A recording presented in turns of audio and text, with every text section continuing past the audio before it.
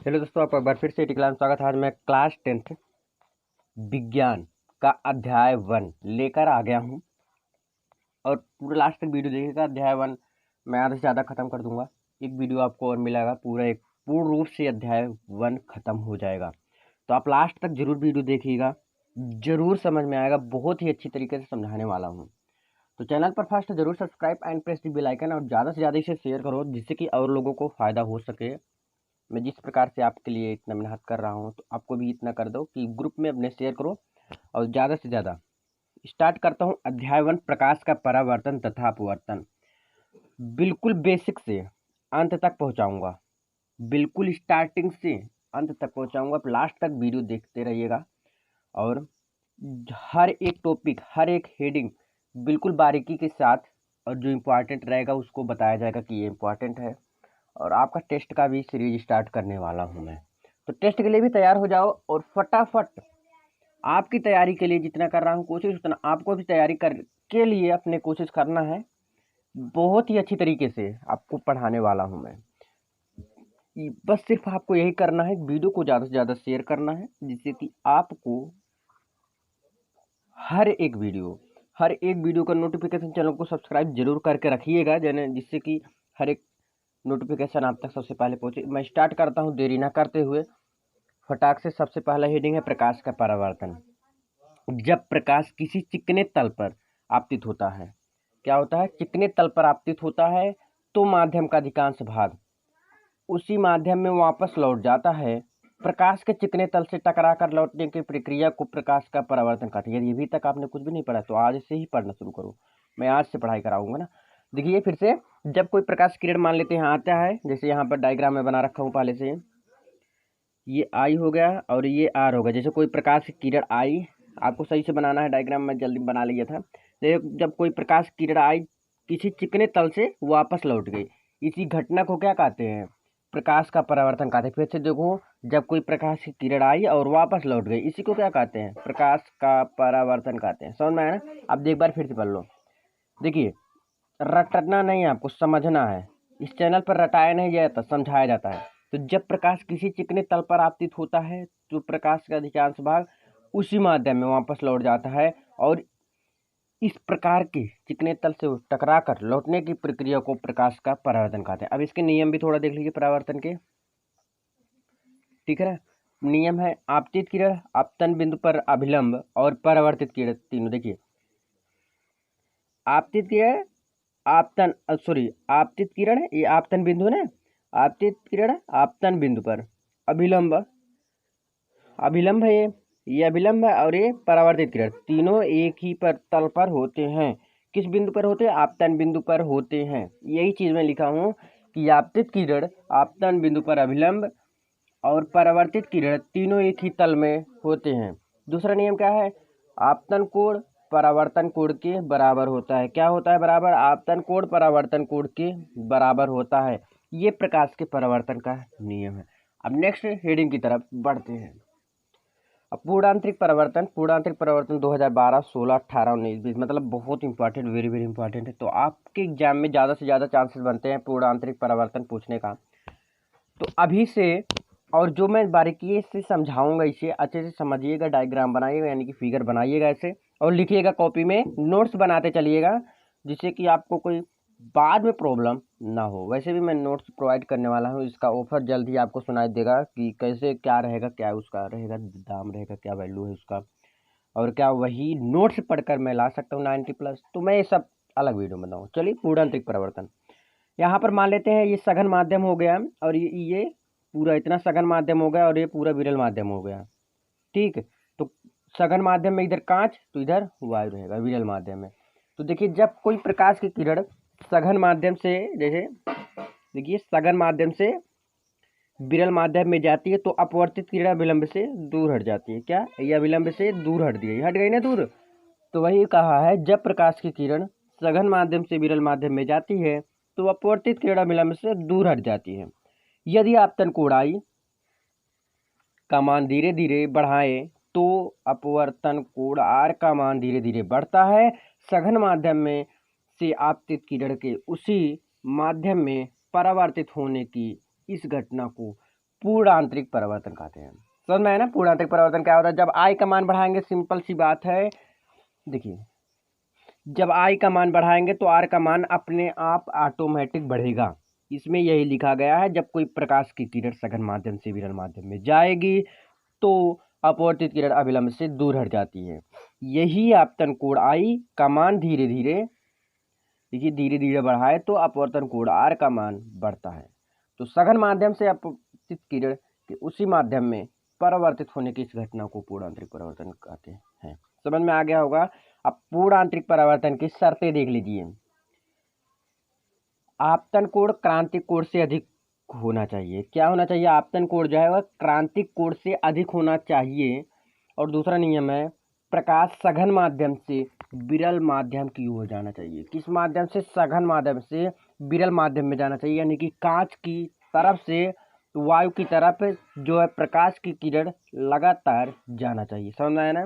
दो नियम याद रखिएगा कि आपतन कोण क्रांतिक कोण से अधिक होना चाहिए, पहला है, और दूसरा है प्रकाश सघन माध्यम से विरल माध्यम की ओर जाना चाहिए। ये दोनों नियम जरूर आप अच्छे से याद कर लीजिएगा। अब इसके आगे बढ़ते हैं पूर्ण आंतरिक परावर्तन के।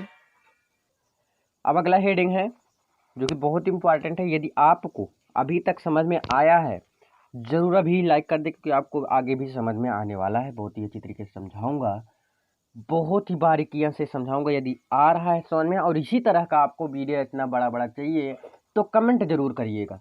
यदि कमेंट करेंगे तभी आपको वीडियो प्रोवाइड करने वाला हूं मैं, ठीक है ना? 10th का ओके। तो 10th वाले ध्यान दे अच्छी तरह से कि यदि वो करते हैं कमेंट तो मैं उनका जरूर आंसर दूंगा, ठीक? आंसर दूंगा, यानी कि आपको वीडियो प्रोवाइड किया जाएगा। चाहे जिस सब्जेक्ट को करना हो आप कमेंट कर सकते हैं। लास्ट तक वीडियो जरूर देखिएगा, बोर नहीं होना है। हर एक चैनल पर आपको इसी प्रकार से प्रोवाइड किया जाएगा, बट समझना है, भागना नहीं, भटकना नहीं, ठान लेना है, जिद कायम रखना है। क्या कर कायम रखना है? जिद।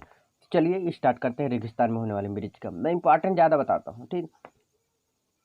तो रेगिस्तान में गर्मी के दिनों में दोपहर के समय रेगिस्तान में यात्रियों को प्रायः दूर स्थित वृक्षों के उल्टे प्रतिबिंब दिखाई देते हैं। रेगिस्तान में जो है जो प्रतिबिंब रहता है वह उल्टा दिखाई देता है, ठीक है ना? जैसे यहाँ पर है अंधेरा हो जाता है गांव में तो आपका परछाई उल्टे दिखाई देता है, न दूर दिखाई देता है, बड़ा दिखाई देता है कभी कभी। तो रेगिस्तान में गर्मियों के दिनों में, रेगिस्तान में गर्मी बहुत पड़ती है आपको पता होगा, तो गर्मियों के दिनों में दोपहर के समय रेगिस्तान में यात्रियों को प्रायः दूर स्थित वृक्ष, रेगिस्तान में जो दूर स्थित वृक्ष रहते हैं वो उल्टे प्रतिबिंब दिखाई देते हैं। कैसे दिखाई देते हैं? उल्टे दिखाई देते हैं, जिससे उन्हें आसपास पानी होने का भ्रम हो जाता है। दृष्टि भ्रम को, इस घटना को मरीचिका कहते हैं। मरीचिका।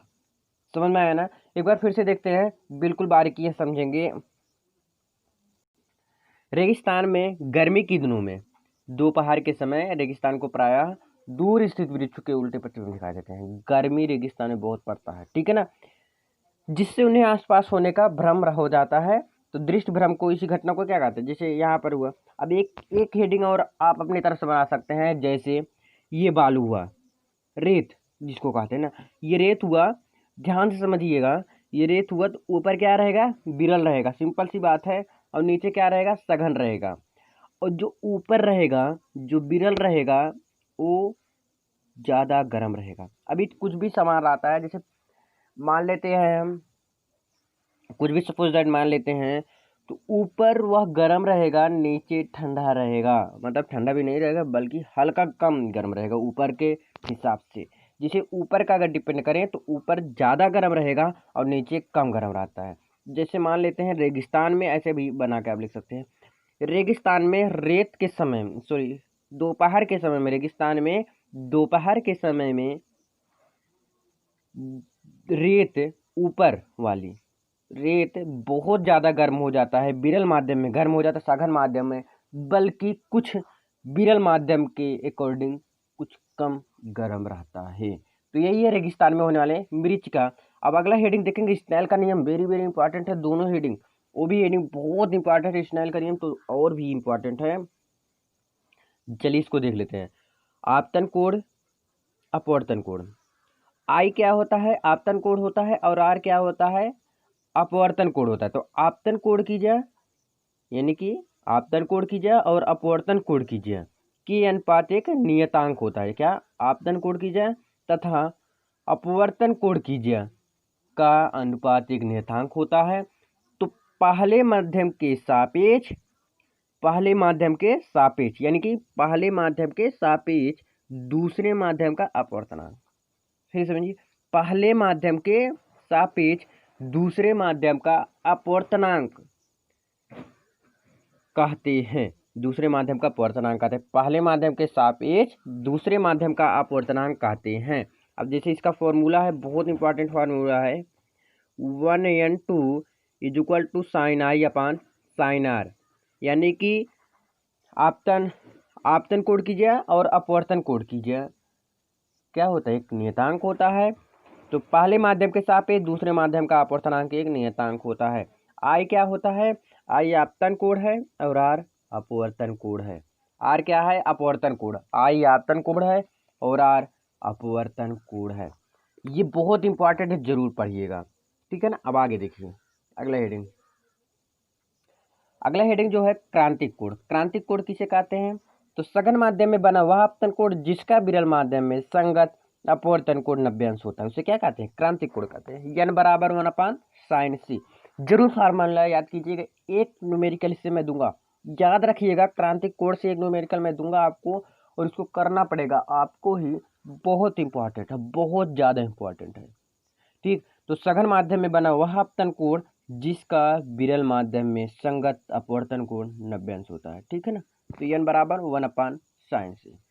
अगले हेडिंग की तरफ बढ़ते हैं। आवर्धन क्या होता है, किसी लेंस द्वारा बने प्रतिबिंब की लंबाई आई, देखिए प्रतिबिंब की लंबाई वस्तु की लंबाई के अनुक्रमानुपाती होता है, उसी को क्या कहते हैं, आवर्धन कहते हैं। यम क्या होता है, आवर्धन होता है, और आई प्रतिबिंब की लंबाई, और वो किससे प्रदर्शित करते हैं, वस्तु की लंबाई से।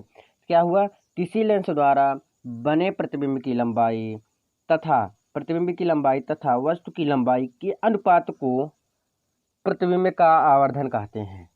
तो समझ में आया होगा प्रतिबिंब का आवर्धन किसे कहते हैं, तो किसी लेंस द्वारा बने प्रतिबिंब की लंबाई तथा वस्तु की लंबाई के अनुपात को प्रतिबिंब का आवर्धन कहते हैं। तो ये हम किससे प्रदर्शित करते हैं, आवर्धन से। एक हेडिंग और है, लेंस की क्षमता।